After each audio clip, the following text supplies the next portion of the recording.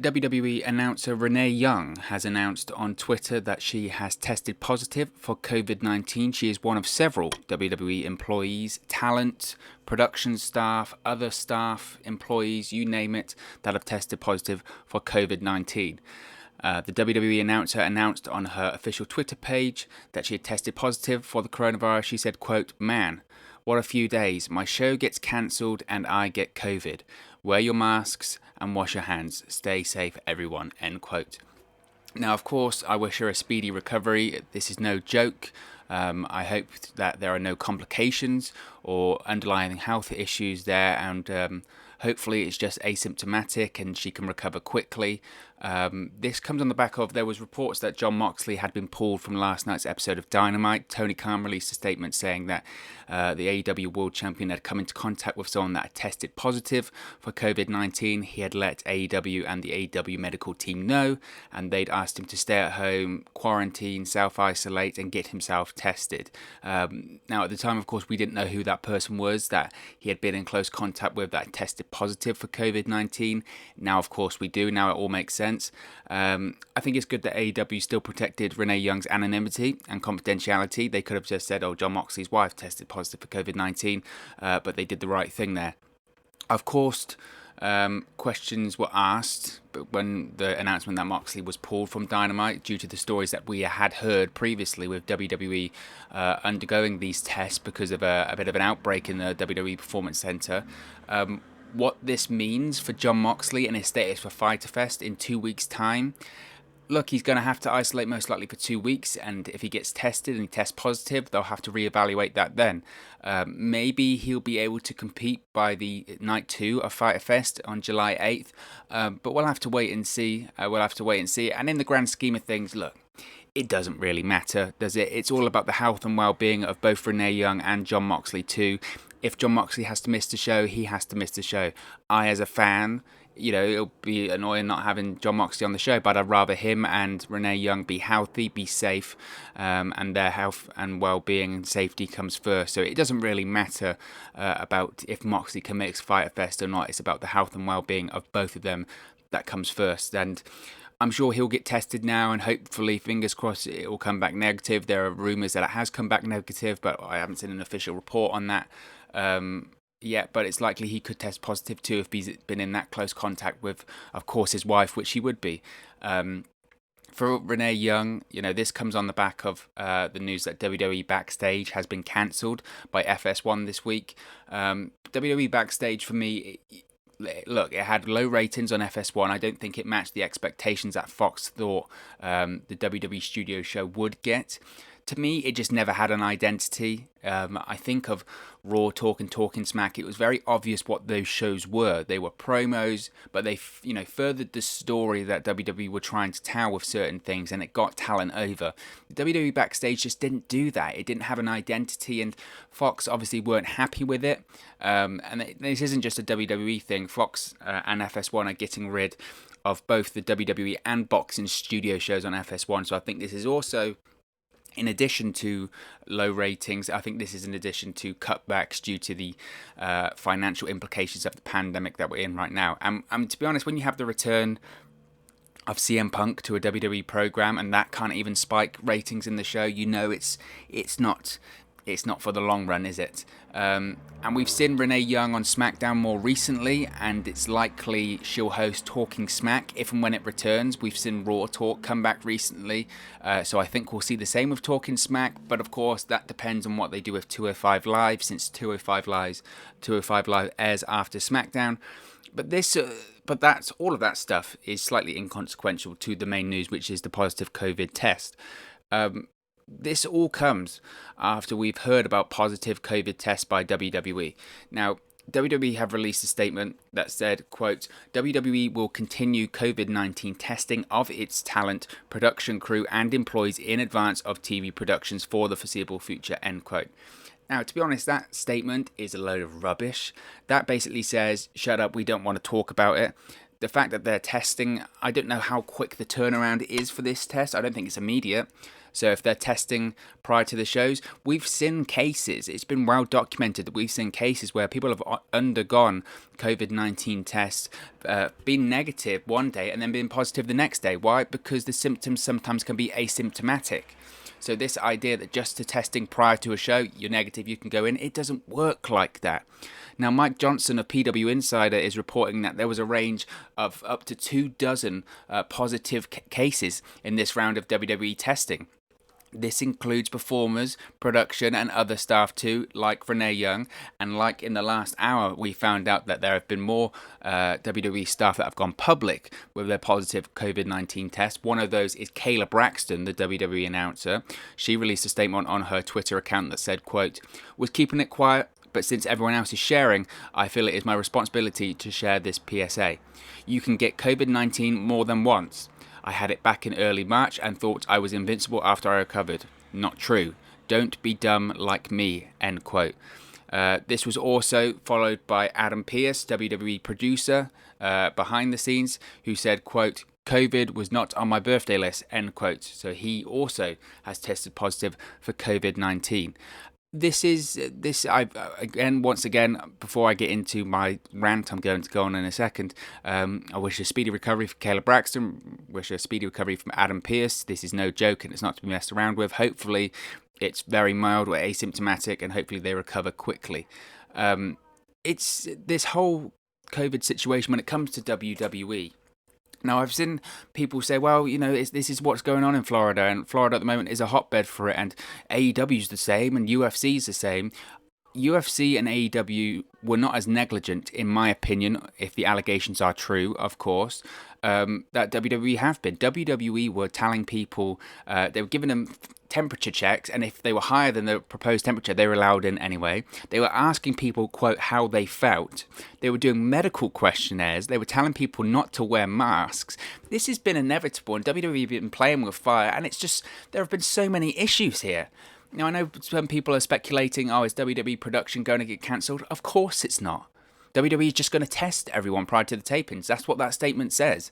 A good statement would say, you know what, let's halt production. We're going to halt production. We're going to test everyone. We're going to reevaluate our testing procedures, our health and safety procedures, and then we will resume. And I don't think anyone would have a problem with that apart from Vince McMahon.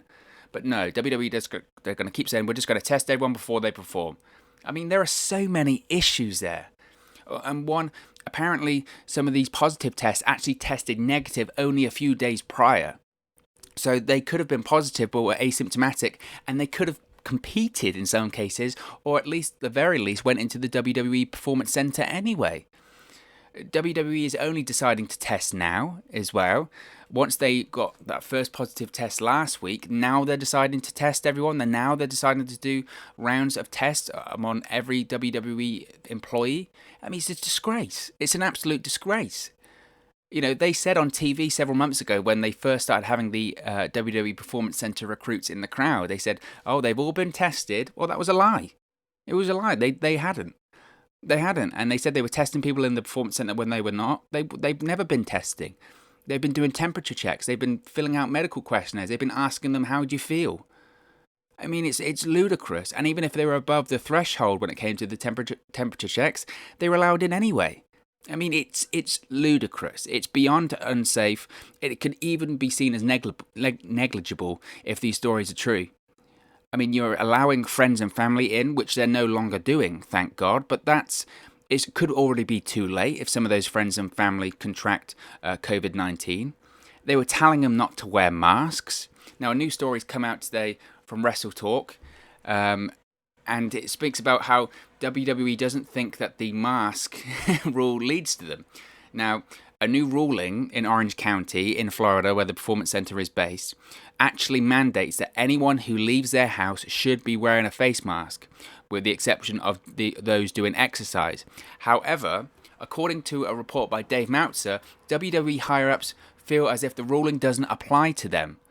This is insane, right? So it said, Dave Meltzer said, quote, WWE told me that the rule where everyone who leaves their house unless they're exercising has to wear masks, they believe, as of yesterday for Friday's tapings, they believe it does not apply to them because they operate in a private facility. That's what I was told. That is insane. I mean, it's insane. So you're being told by the government you have to wear masks unless you're doing exercise, and WWE says, well, actually, we're in a private facility, we're not going to do it. It doesn't apply to them. That it doesn't apply to them is what WWE, how they have treated this entire pandemic issue. It doesn't apply to them. Putting on shows at the height of the pandemic in the Performance Center, the testing or lack of testing protocols, bringing friends and family in, bringing in a 71-year-old Ric Flair in with health issues, bringing in legends, bringing in talent, letting them in when their temperature was above the threshold, because the coronavirus pandemic does not apply to WWE or Vince McMahon by all accounts. That's what they're saying. It's outrageous. And when they did have the people in the audience, and they still have the NXT Performance Center recruits in the audience, they're cramming everyone into an enclosed space indoors for tapings that we have been told can last up to 10 to 12 hours. And they bring in people like a 71-year-old Ric Flair who has had numerous health issues. He was on the last 2 episodes of Raw when we had all these positive COVID-19 tests, and some of them could have been in the Performance Center at that time. You've got Vince McMahon backstage, a man who's in his 70s. He's in great shape, but he's in the high-risk category. And to think some people had the gall, the absolute gall, to criticise the likes of Roman Reigns, Sami Zayn and Kevin Owens for saying, you know what, I don't feel comfortable with this. I'm not coming back until this is sorted. Well, they were right. They were absolutely right. Why on earth would you decide to work in that environment where it would appear that they care so little about the health, safety and well-being of their employees and the employees' friends and family? They're putting them at risk. Why would you jeopardize yourself and your family like that? Is money even worth it? And I know the reporters have come out and said, well, some of the employees feel that they can't stand up to WWE, or if they say they're going to stay at home, they'll get punished. Eventually you have to go, who cares? Who cares? Because this is ridiculous. This is outrageous. Why would you jeopardize yourself and your family like that? You know, Roman Reigns, even beyond his leukemia diagnosis and his damaged immune system, he's just had twins. He doesn't want to put those at risk. Becky Lynch, thankfully, is out of the Performance Center now. She's pregnant, but Seth Rollins has been at every taping. Surely Becky Lynch is now at high risk, but Seth Rollins is going back and forth. Bray Wyatt, he's just returned to television, but he just had a new child. What risk does that possess? You know, and this isn't even about wrestling anymore for me. It's about people's lives. It's about people's safety. It's about people's well-being. Their families' lives, their families' safety, their families' well-being. But this is WWE, right? The show must go on. We put smiles on people's faces. How many times have we heard that from Vince McMahon? We put smiles on people's faces. Triple H, in that first WWE Performance Center show, that empty arena Performance Center show on SmackDown, one of the first things he said is, we put smiles on people's faces. False. That is not true. That is a byproduct. That is a side point. They care ultimately about one thing, and that is money. It's always been about money. Nothing will ever stop a WWE show going on. Nothing. Nothing ever has, nothing ever will. Deaths, scandals, you name it. WWE has always put on a show. And when it comes to putting smiles on faces, maybe they should put some smiles on their talents' faces first. Maybe they should put some smiles on their employees' faces first, instead of worrying every time I step into this death pit, am I going to get sick? Because I certainly wouldn't have a smile on my face if I had to walk into that hellhole every week, knowing it could be a matter of time before me and my family and my loved ones could get possibly ill and possibly even worse. But just because WWE is too precious, right? It's too precious to halt the show. It's way too precious. Now, Sean Ross Sapp of Fightful.com is also reporting in the last few minutes that there are a lot of COVID-19 tests in WWE across all departments. And to me, I go, it's too little too late at this point. Look, it's great WWE is doing testing now, but where have they been? This has been an issue. It's been a pandemic issue. People have been in lockdown and quarantine since March. We are nearly at the end of June. That is nearly 3 months, close to 4, and WWE is now deciding to do testing. It's ludicrous. It's ludicrous, and it makes you wonder how bad this really is. Because if we think it's bad, it may be 10 times worse. If these stories are true, how many people were in that PC that were positive for COVID-19 and were asymptomatic? WWE has absolutely dropped the ball when it comes to the health, safety, and protection of their employees if these allegations are true. Now, of course, like I stated before, I hope Renee Young, Kayla Braxton, and Adam Pearce get well quickly, and fingers crossed they have a speedy recovery and they can stay strong and they'll get through this. And that goes the same to all of the people that have tested positive for COVID-19 in WWE that we don't know about right now. But it's just, it's ridiculous. It's absolutely ridiculous. Now, what are your opinions on the news that Renee Young, Kayla Braxton, Adam Pearce, and others likely have tested positive for COVID-19? Is WWE doing enough to protect their talent, or should they be doing more? Were they right to leave it this late, or should they have been doing things earlier on? Let me know in the comments section below. Don't forget to like, share, and subscribe to Wrestle News 365. You can do that by clicking the bottom right-hand corner of the screen right now, or if you wait a few seconds, there'll be a subscribe button at the end of this video, along with another video for you to watch. Be sure to follow us on all of our social media platforms on the screen right now. That's at 365Wrestle on Twitter and at Wrestle News 365 on Facebook and Instagram. Be sure to go to WrestleNews365.com as well for all the very latest news and updates. Thank you very much for watching, listening, streaming, or however you come across this video today, and I'll speak to you again very soon. Hey guys, thank you for watching, listening, streaming, or however you come across this video today. Be sure to click on the video on the right there to watch our next video, or click the bottom there to subscribe, or the bottom right hand corner. Thank you very much, and I'll speak to you again very soon.